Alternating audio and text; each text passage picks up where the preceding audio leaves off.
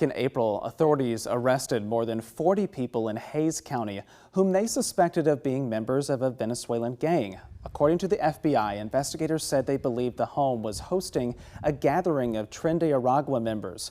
The feds say work by Homeland Security, Texas DPS, and the Hays County Sheriff's Office ultimately led to authorities finding adults, some minors, and drugs at that home.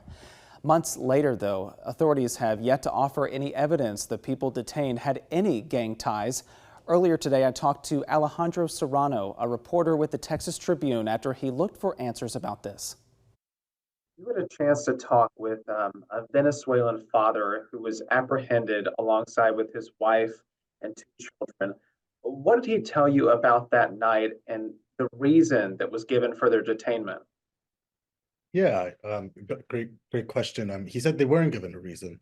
They were at a what he described birthday party gathering, sort of a family and friends sort of event. And in the early hours of April 1st, the party was busted by a variety of law enforcement agencies. He said once everyone was outside and apprehended, they asked why they were being held, and authorities did not tell them, did not give them a reason. He told me that once he was at a processing center that agents with immigration asked him about his tattoos and insinuated that he was a member of a violent Venezuelan gang, which he disputed. And you had a chance to talk to some experts in gang activity as well. So, what did they share about tattoos and affiliation to that Venezuelan gang, Tren de Aragua? Yeah, we spoke to two criminologists who study organized crime in Latin America. They told us that Venezuelan gangs, including Tren de Aragua, don't use tattoos as identifiers, as far as their research shows and other people's research that they pointed me to. When this family was finally released from custody, what do they share about what's coming next for them? It's a bit unclear. They have a lot of questions and don't really know what's next. They have removal orders, and they also have fear now that they described. They're kind of scared to do anything, and they left Venezuela because of persecution. So now they kind of describe being in this situation where they recognize they might be sent back. They could voluntarily go back, but they don't necessarily want to go back, at least not just yet. The father described, wanting to save up at least a little bit more money. When they were released from custody, they found that they were being evicted.